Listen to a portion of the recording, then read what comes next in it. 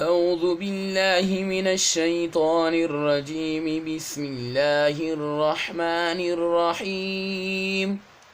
يسألونك عن الأهلة، قل هي مواليد للناس والحج، وليس البر بأن تأتوا البيوت من ظهورها، ولكن البر من اتقى. وأتوا البيوت من أبوابها، واتقوا الله لعلكم تفلحون. وقاتلوا في سبيل الله الذين يقاتلونكم ولا تعتدوا، إن الله لا يحب المعتدين.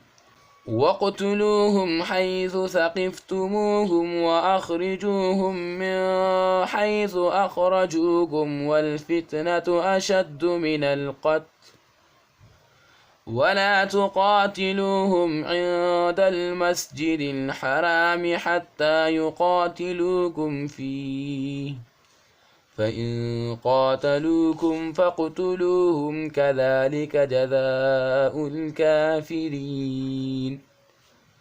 فإن انتهوا فإن الله غفور رحيم.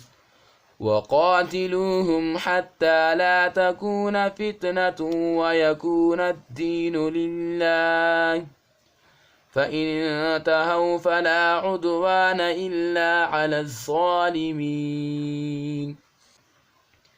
الشهر الحرام بالشهر الحرام، والحرمات قصاص، فمن اعتدى عليكم فاعتدوا عليه بمثل ما اعتدى عليكم، واتقوا الله واعلموا أن الله مع المتقين.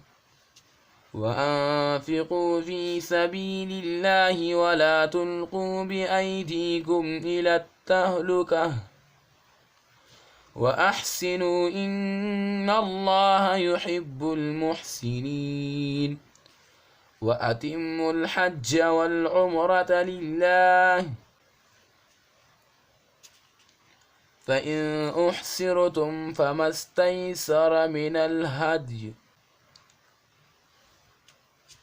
ولا تحلقوا رؤوسكم حتى يبلغ الهدي محله، فمن كان منكم مريضا أو به أذى من رأسه ففدية من صيام أو صدقة أو نسك، فإذا أمنتم فمن تمتع بالعمرة إلى الحج فما استيسر من الهدي، فمن لم يجد فصيام 3 أيام في الحج 7 إذا رجعتم، تلك 10 كاملة، ذلك لمن لم يكن أهله حاضر المسجد الحرام. واتقوا الله واعلموا أن الله شديد العقاب. صدق الله العظيم.